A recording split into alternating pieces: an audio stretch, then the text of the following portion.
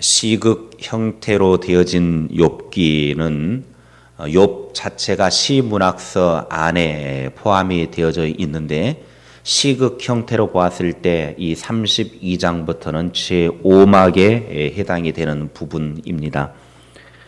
그동안 침묵하고 있던 욥의 네 번째 친구인 엘리후가 등장하여서 욥과 그의 세 친구들 사이에서 중재적인 변론을 펼치고 있는 장입니다. 엘리후의 이름의 뜻은 그는 나의 하나님이라는 뜻이고 2절에 나타나는 그의 아버지 바라겔은 하나님께서 축복하신다라는 뜻입니다. 이 두 사람의 이름의 뜻을 보았을 때 두 사람은 하나님을 섬기는 부류의 사람이었을 것으로 추측을 해볼 수 있습니다. 엘리후는 욥의 상황에 대해서 세 친구들과는 달리 깊은 통찰력을 지니고서 그 모든 형편과 상황들을 말을 하는 것을 볼 수 있습니다.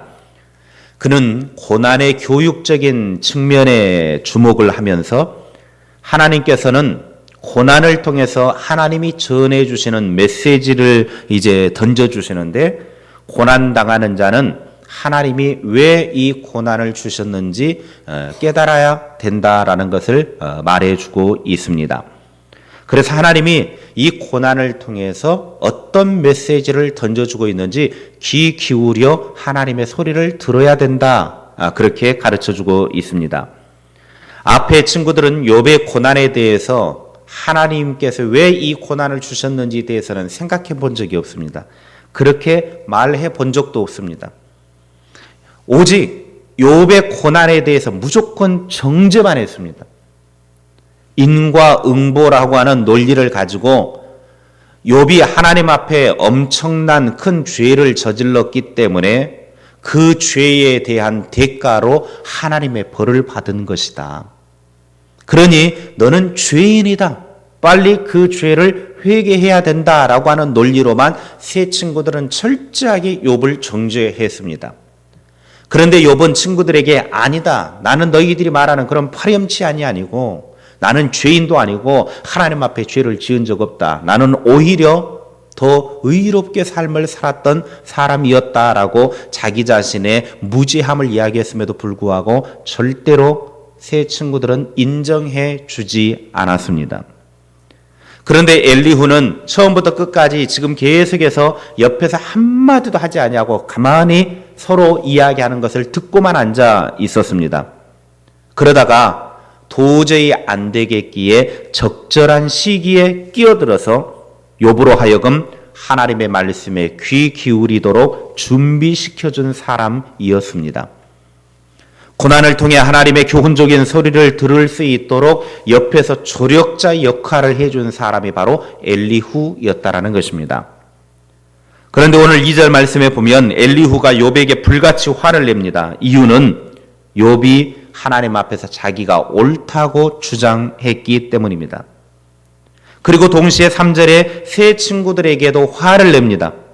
욥의 질문에 대해서 제대로 대답하지도 못하면서 욥에게 잘못이 있다고 말하니까 결국은 이 고난을 허락하여 주신 하나님이 잘못이라고 취급하고 있는 그런 상황이 되어버렸기 때문에 엘리후는 친구들에게 대해서도 지금 화를 내고 있는 모습을 보게 되어집니다. 욥의 말에 세 친구인 엘리바스와 빌닷과 소발은 철저하게 패배를 했습니다. 아무 변론도 하지 못하고 이제 멍하게 앉아 있었습니다. 그러나 엘리후는 그들 중에서 가장 나이가 어렸습니다. 그런데 어린 사람이었음에도 불구하고 가만히 듣고 있다 보니까 이제 이 논쟁이 안 되겠거든요. 그래서 이제 서로가 말을 못하고 가만히 있으니까 엘리후가 끼어들어서 논쟁을 하게 됩니다. 엘리후는 나이 든 사람들이 알지 못하는 영적인 통찰력을 지니고 있었습니다. 어떤 통찰력을 가지고 있었느냐? 7절 이하에 보면 엘리후는 나이 드신 어른들이 말씀하셔야 어르신들의 말씀을 듣고서 그 속에서 지혜도 배울 것이라고 생각을 했다라는 것입니다. 그래서 자기는 한마디도 하지 아니하고 어르신들이 먼저 이야기를 하라고 연세 드신 분들이 먼저 이야기를 하라고 그렇게 앉아 있었습니다. 듣고만 있었습니다. 그런데 8절에 보면 오히려 지혜롭게 하는 것은 그 속에 있는 영이지 깨달음을 얻게 하여 주신 전능하신 하나님의 숨결이 있어야 지혜를 얻는 것이지 나이가 많다고 세상에 연륜이 많다고 참된 지혜를 주는 것은 아니다라고 그렇게 말하고 있습니다. 어른이라고 해서 지혜롭거나 노인이라고 정의를 깨닫는 참된 정의를 깨닫는 것이 아니라고 분명히 밝히고 있습니다. 그렇습니다. 참된 지혜는 연륜이 많다거나 나이가 많다거나 그래서 참된 지혜를 말하는 것은 아닙니다. 엘리후는 비록 자기 자신이 어리지만 비록 자기들보다는 훨씬 나이가 적지만 하나님의 영감을 통해 받은 지혜와 총명이 참된 것이기 때문에 이제 내 말에 좀 주의를 기울여서 잘 좀 들어보라 그렇게 요청을 하고 있는 것을 보게 되어집니다.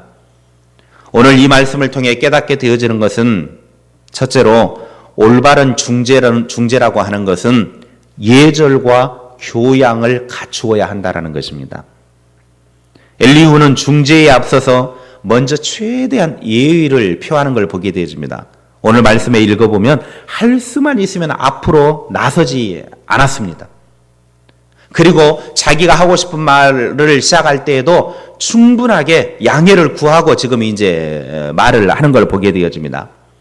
학자들에 의하면 당시 욥의 나이가 대략 50세 정도 되었을 것이고 앞에 변론을 시작했던 엘리바스 빌닷 소발의 나이는 약 60에서 70세 사이가 되었을 것이고 그리고 지금 변론을 시작한 엘리후의 나이는 약 30세 정도 되었을 것이다 라고 그렇게 학자들은 추정을 하고 있습니다.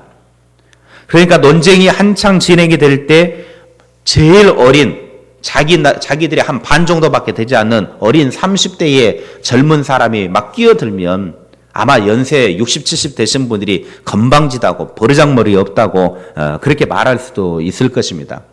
그러니까 엘리후는 그 어르신들 앞에서 정말 조심스러웠고 그리고 한마디로 그 어르신들 앞에서 뛰어들지도 않고 그냥 가만히 제3자로 듣고만 있었습니다. 그러다가 이제 모든 말들을 다 듣고 자기의 또 이제 그 신앙적인 어떤 그런 것들과 이제 결합을 해서 도저히 안 되겠기에 최대한 양해를 구하고 이제 중재하는 자리로 뛰어드는 것을 보게 되어집니다. 그러니까 어떤 사람들이 문제를 가지고 서로 논쟁을 할 때 이 논쟁에 중재를 해 주어야 될 사람들은 언제나 항상 이 그 모든 것들을 다 들어보고 양쪽의 소리를 다 들어보고 무엇이 옳고 그른지를 정확하게 인지를 해야 됩니다. 그런데 앞에 세 친구들은 무조건 자기 논리만 이야기하고 또 욥도 자기 논리만 이야기하고 서로 자기의 진실만을 이야기하니까 그냥 서로 다 맞는 말이죠. 그런데 해결은 되지 않습니다. 서로 진실만을 이야기하지만 자기 주장만을 이야기하지만 서로 간에 논쟁의 어떤 중심점은 찾아가지 못하고 문제는 해결하지 못하게 되더라고 하는 것입니다. 그래서 엘리후는 이제 중심을 잡아가면서 이 변론에 끼어들면서 문제를 해결하기 위해 이제 들어갑니다. 어떤 일을, 어떤 내용을 대화하고 또 중재해야 될 일이 있을 때 할 수만 있으면 예절과 교양을 갖추는 이런 엘리후의 모습이 있어야 결국은 이런 인격이 있을 때 상대방의 마음을 감동시킬 수 있다라고 하는 것입니다. 둘째로 성령의 능력을 힘입어야 합니다. 엘리후는 참된 지혜가 8절에 보면 전능자의 숨결이 있어야 한다라고 그렇게 표현하였습니다. 하나님께서 인간을 만드실 때 육체는 흙으로 만드셨고 그리고 그 코에 생명, 즉 생기를 불어넣어 주셨습니다. 그래서 창세기 2장 7절에 보면 그 코에 생기를 불어넣어 주시니 사람이 생명이 된지라 라고 그렇게 표현을 합니다. 생명이 되었다라고 하는 것은 생명체가 되었다라는 겁니다. 그러니까 처음에 하나님이 인간을 흙으로 만들어 놓으셨을 때는 생명체가 아니었습니다. 그저 흙덩이 뿐입니다. 그런데 하나님이 그 코에 생기를 불어넣어 주는 순간 그게 생명체가 된 것입니다. 바로 그 생명체가 되어졌다라고 하는 것, 그게 성령의 능력을 힘입었다라고 하는 것이죠. 하나님께서 인간의 코에 성령의 능력을 불어넣어 주었을 때 드디어 사람으로서의 생명체가 되었다라고 하는 것입니다. 하나님의 영이 들어가기 전에는 생명체가 아니었다라고 하는 말입니다. 그러기에 모든 지혜는, 참된 지혜는 오직 하나님으로부터 오는 것입니다. 사람에게 생명을 불어넣어 주시고 성령을 그 코에 불어넣어 주신 성령이 아니고서는, 하나님의 영이 아니고서는 참된 지혜를 가질 수 없습니다. 엘리후는 하나님을 믿는 신앙의 사람이었기 때문에 그것을 아는 것입니다. 다른 세 친구들은 하나님을 믿는 신앙의 사람이 아니었기 때문에 이런 부분들을 이해할 수가 없는 것이죠. 오직 하나님을 통해 오는 지혜만이 완전한 지식임을 엘리후는 알았습니다. 하나님의 섭리와 비밀을 그래서 깨달아 아는 방법도 세상의 지식으로는 깨달아 알 수 없습니다. 아무리 세상에 지혜가 있고 똑똑하다 할지라도 하나님의 이 비밀들을 알 수가 없는 겁니다. 왜? 영에 속한 것이니까. 그래서 하나님의 영에 속하지 않으면, 하나님의 성령이 그 코에 들어있지 않으면, 성령의 능력을 힘입지 않으면 절대로 영적인 일은 알아갈 수가 없습니다. 똑똑하다고 아는 것이 아닙니다. 지식이 많다고 알 수 있는 것이 아닙니다. 연륜이 많다고 알아갈 수 있는 것이 아닙니다. 성령의 충만이 주어져야만, 성령의 은혜가 임해야만 하나님의 비밀을 깨달아 알 수 있고 이런 고난의 종류의 의미도 알아갈 수 있는 것입니다. 그러므로 하늘로부터 오는 신령한 지혜인 성령을 우리가 받아서 그 성령이 주시는 지혜를 얻고 우리는 그 성령을 사모해야 합니다. 그래서 성령이 내 삶을 지배하고 다스리면 내가 공부를 많이 하지 않아도, 내가 연륜이 많이 되어지지 않아도 지혜를 가질 수 있고 어떤 것들에 대한 통찰력을 가지고 바로 볼 수가 있게 되는 것입니다. 우리 모두 늘 성령을 충만하고 그 성령을 받아서 하늘로부터 부어주시는 그 성령의 은혜로 말미암아 지혜롭게 살아가고 지혜롭게 말하고 아름답게 세상을 변화시켜 나가며 문제들도 지혜롭게 잘 해결해 나가는 하나님의 사람들이 될 수 있기를 바랍니다. 그래서 오늘 우리가 기도할 때 하나님 앞에 성령을 달라고, 지혜의 영인 성령을 주셔서 그 성령으로 지혜롭게 살아가는 그런 삶이 되게 해달라고 구할 수 있는 저와 여러분이 될 수 있기를 바랍니다.